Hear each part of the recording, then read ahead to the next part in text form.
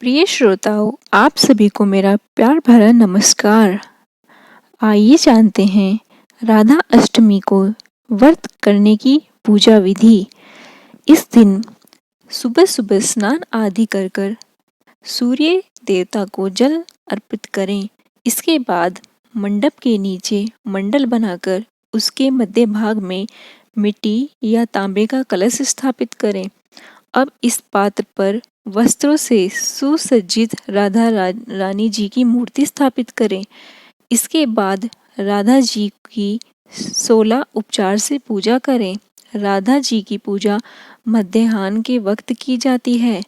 पूजन के बाद उपवास करें और एक समय भोजन करें। अगले दिन श्रद्धानुसार सुहागिन स्त्रियों और ब्राह्मणों को भोजन कराएं, साथ ही दक्षिणा भी दें। इसके बाद स्वयं भी प्रसाद को भोजन के रूप में ग्रहण करें। राधा अष्टमी व्रत का महत्व। कृष्ण प्रिय राधा रानी के प्राकट्य दिवस पर व्रत रखने से भगवान श्री कृष्ण भी प्रसन्न होते हैं और मनोवांछित फल प्रदान करते हैं। राधा नाम संसार के सभी दुख को हरने वाला है। मान्यता के अनुसार इस व्रत को करने से धन की कमी नहीं होती है और घर में बरकत बनी रहती है। आइए अब जानते हैं राधा रानी जी के जन्म से जुड़ी कथा। राधा श्री कृष्ण के साथ गोलोक में निवास करती थी। एक बार देवी राधा गोलोक में नहीं गई थी।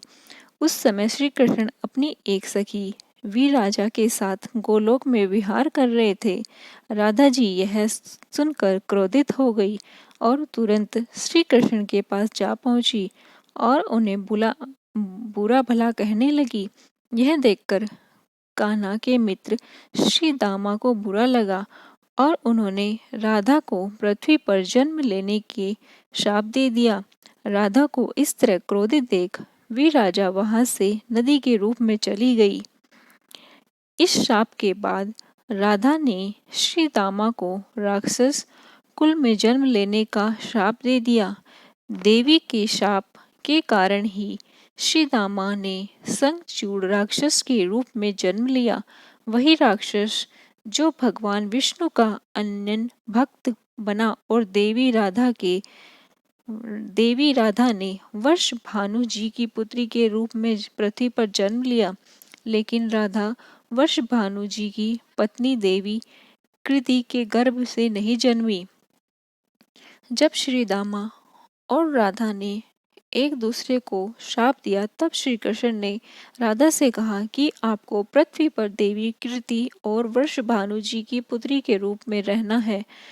वहां आपका विवाह रायण नामक एक वैश्य से होगा। रायण मेरा ही अंशावतार होगा और पृथ्वी पर भी आप मेरी प्रिय बनकर रहेंगी। उस रूप में हमें विछोह का दर्द सहना होगा। अब आप पृथ्वी पर जन्म लेने की तैयारी करें। सांसारिक दृष्टि में देवी कृति गर्भवती हुई और उन्हें प्रसव भी हुआ, लेकिन देवी कृति के गर्भ में योग माया की प्रेरणा से वायु का प्रवेश हुआ और उन्होंने वायु को ही जन्म दिया। जब वह प्रसव पीड़ा से गुजर रही थी, उसी समय वहां देवी इसी प्रकार से राधा रानी जी का जन्म पृथ्वी लोक पर हुआ। अगर आपको हमारी व्रत कथा और पूजा विधि बताई हुई पसंद आती हो तो हमारे चैनल को शेयर, लाइक और सब्सक्राइब जरूर करें। धन्यवाद।